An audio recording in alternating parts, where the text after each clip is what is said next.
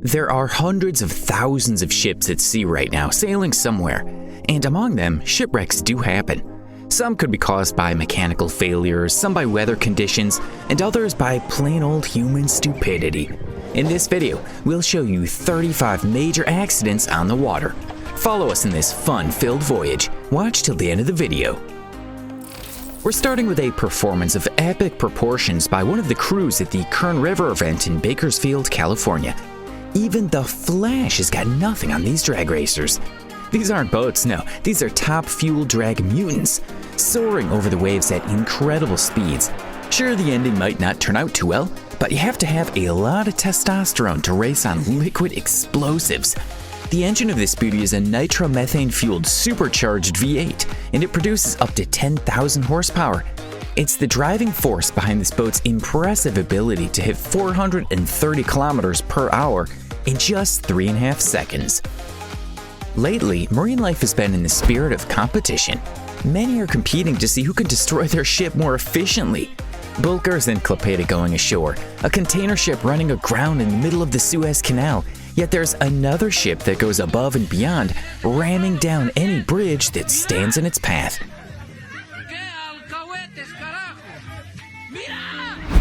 I wonder who wins the Darwin Award here. Does it go to the boat that was barreling at full speed down the river, not watching out for other boats, or to the folks trying to shout down the roar of a powerful motor? In any case, it's quite clear who suffered the most here. Ferries are far from racing boats, but even their speed is enough to bring down a harbor crane thanks to their mass. This mishap happened in part of the Barcelona with the passenger ferry Excellent. Fortunately, none of the 420 passengers were injured. However, the collision caused a fire and the entire terminal had to be evacuated. The crew of this barge had no idea they would end up on the other side of a fishing rod. And said fishing rod turned out to be a Serbian BP-7 belly dredger. You load it up like that and see what happens. The barge just snapped in half. Incidentally, at this point in time, several complaints had already been filed with the Navigation Inspectorate about the operation of this dredger. It's unmarked, doesn't have any distinctive signs, payment names don't match up with the transponder name, and the amount of crew along with their qualifications are questionable at best. Just look at this sharp turn. Blue Star Ferries, the largest ferry company in Greece, should be proud of their personnel. This fleet, worth mentioning, also consists fully of modern vessels with core speeds of 23 to 30 knots. Still afraid to take your parallel parking exam? Learn from the professionals.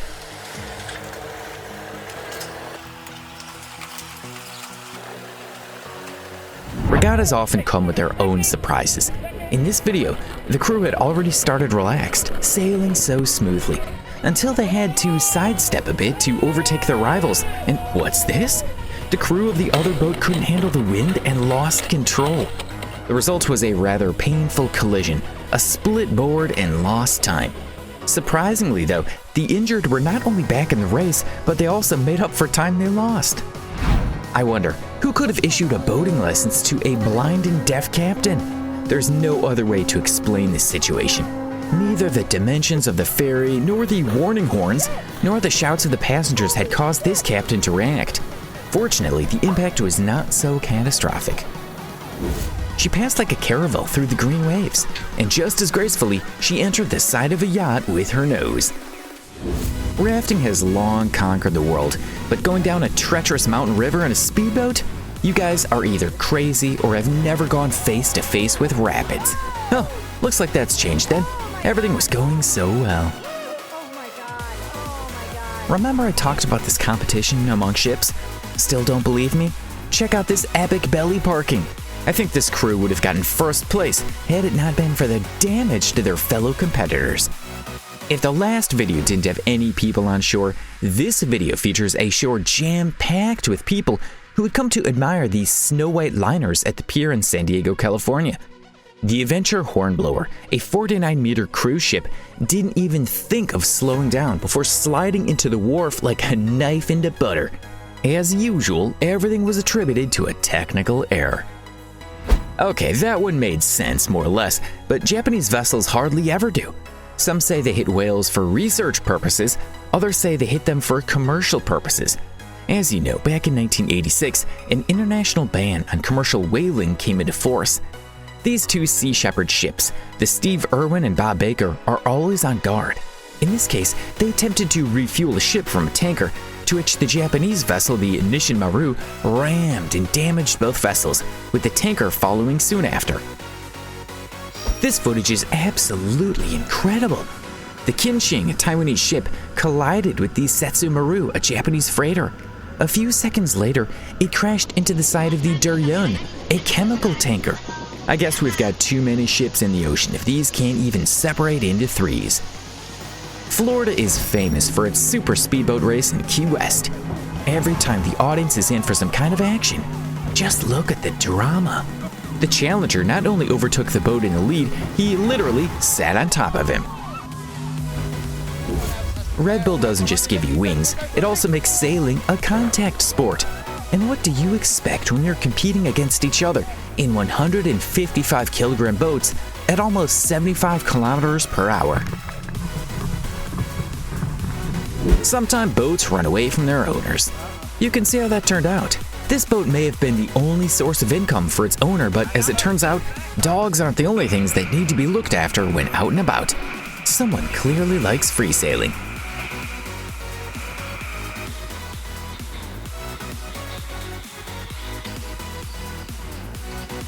Do you like placing bets? The captain of this ship obviously did when he decided to check which was stronger, the ship or the railroad bridge. What went wrong with the ship's navigational instruments? Or was it the mud flow at fault? Come on guys, every yachtsman knows that it's impossible to enter a wave of this height at an angle like that. Practice, practice, and more practice. Step aside MMA. No-holds-barred fights between fishing boats are this season's trend. While some pine for glory in the ring, the Allen's Lawn Care and Landscaping team at the Race World Offshore Championships in Key West attempted the famous Kaiser Waltz in couple with their competitor.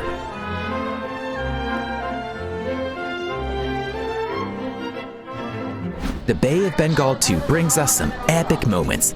For example, in Bangladesh, parking a ship in some cases poses a problem for both captains and parking attendants. Those who live in megacities will know what I'm talking about.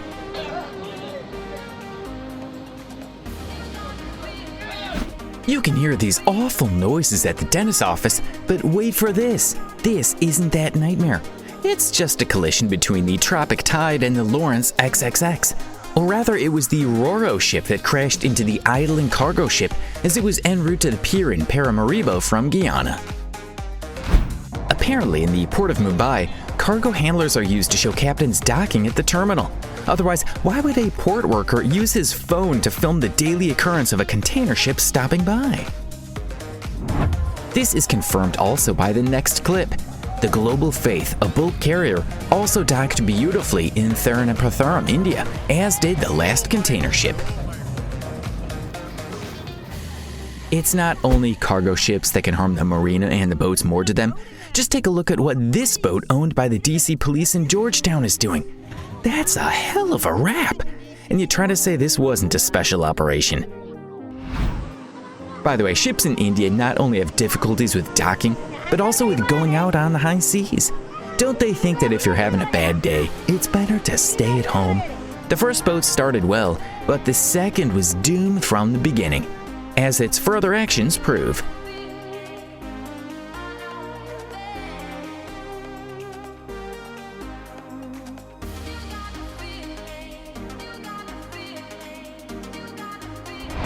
If I had waited 2.5 years for my boat to be built and had paid $10 million for it, I would have never forgiven such a launch. I don't even understand how this was made possible. The descent was controlled, the yacht's weight and its distribution was probably also taken into account, but the yacht still fell over. Not entirely, of course, but for these famous Northern Marine shipyard employees, this is simply unforgivable. Take a lesson from the Dutch. They even measure the thickness of the hull metal to the 100th of a millimeter. Have you ever had millions of dollars dropped on your head? Witnesses to the accident on the dock at Simpson Bay, St. Martin, bore the sight of millions of dollars falling from the sky. All because the 77-meter motor yacht did not fit into the small dimensions of the channel, which was only 16.7 meters.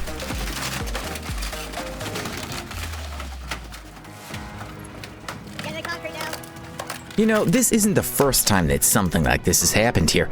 At one point, the hull of the 86-meter ECSTASEA, which once belonged to Russian oligarch Roman Abramovich, got damaged here.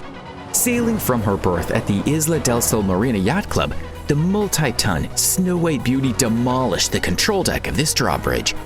I wonder why the captain of the 79.25-meter yacht Venus, once owned by Steve Jobs, can do such complicated pirouettes with such ease. You can argue endlessly about perfect parking, especially in times of urbanization. Judging by the way the captain of this yacht attempts to find a lukewarm spot for himself, one can only guess as to whether he wanted to move away from the Sarasota Pier or to find the perfect parking spot. When choosing a yacht, remember that size matters. For example, a 4-to-6-meter yacht entered this bay with great difficulty, hit some rocks, and almost capsized. Pity losing that siren.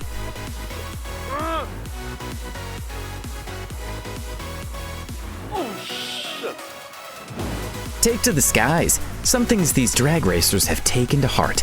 An incredibly epic fall.